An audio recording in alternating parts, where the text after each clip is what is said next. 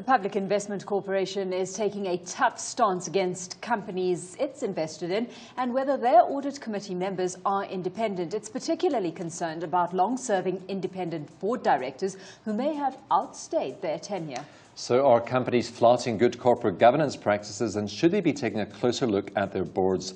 Joining us with his view is Bernard de Gallis. He's CEO of the Independent Regulatory Board for Auditors. Bernard, thanks very much for speaking to us today. So is the PIC justified in its stance where a number of companies have been singled out, where their audit committee members may have been on the boards for well over the 9 years that King 3 prescribes as bordering on non-independence? Thank you, Stephen. While the RBA's mandate and interest covers auditors and the independence of auditors and audit firms, independence considerations must extend to directors and to audit committees and audit committee chairmen. So we support the statements from the PIC, and in fact we encourage investors to be more proactive in considerations affecting auditor independence.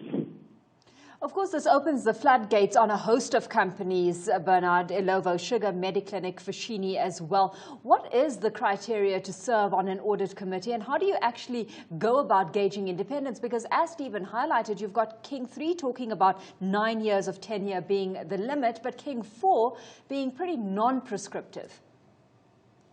Yes, as I mentioned, although we're only interested in the independence of auditors, we do see independence as a much broader issue that audit committees must deal with. There's no prescriptive terms for independence, but audit committees must look at independence not only from the fact that the director or the audit committee chairman or the audit committee member is independent of the organization, but also independent in appearance. If you are associated on an audit committee or as the auditor for a long period of time, 39 years, 17 years, these are the numbers that I mentioned, 34 years, then clearly you can no longer, even though you're not part of the executive of the organization, you can no longer be perceived to be independent in your thinking, in the way that you deal with issues, and even when it comes to the article that also mentioned today that the auditors might not be independent because they haven't looked carefully at the application of certain policies of a client. It's not to say that the auditors were wrong, but clearly you can understand why questions need to be asked when there's been a long association with a client, if your thinking might not be independent anymore. Bernard, what are the dangers of having non-independent directors on the audit committee? What risks do those companies run? Well, again, the best example I can use will be, and it is the same for auditors, it is that you get far too close to the client, you get too cozy with the management of the client, and the fact that audit committees are appointed is exactly to challenge the directors and to challenge the management. And in addition to those charged with governance, who are the audit committees, the auditors must be even more independent because they have to challenge the audit committees and they have to challenge the directors. And that is the problem when your directors and your auditors are no longer independent, is that they might not report on matters that are important to investors and important to protect the public. In your books, Bernard, is there a direct correlation between independence and remuneration? Because excessive remuneration is another bugbear of the PIC right now.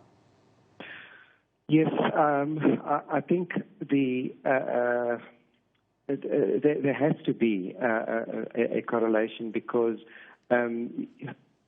again, and I'm sorry to keep on using the example of auditors, as long as you pay somebody, it's very difficult for that person to not try to please the person that pays them. And I'm not saying that the fact that auditors are paid or audit committee members are paid by the company necessarily makes them not independent. But clearly it's easy to see how there could be a perceived independence problem, because not only are directors these days and audit committee members paid, they are paid huge amounts of money. The fees are exorbitant. And if suddenly I mean, if it was a reasonable fee, the lack of independence might not have been so prevalent. But because the fees are so high, it just puts more focus on the independence of directors.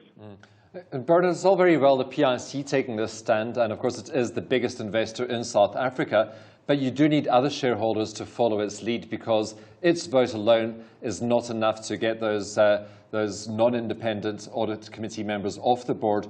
Do you expect other shareholders to also start becoming more vocal? I would hope that they would become more vocal, and I would also hope that investors and the public use the opportunity to provide inputs into the King 4 report, which must address the issue of the role of audit committees, firstly, and then also the independence of audit committee members. And King 4 should be a little bit more, not necessarily prescriptive, but it certainly should include more guidance around those two areas. And if it's in the King 4 report, then hopefully other shareholders will become more aware of these issues that could result if there's non-independent audit committee members. Although you're asking about other shareholders, I think I should just mention that the RBA, as the audit regulator, has also identified independence as an issue, and for that reason we are actually in the process of researching stricter independence rules for auditors.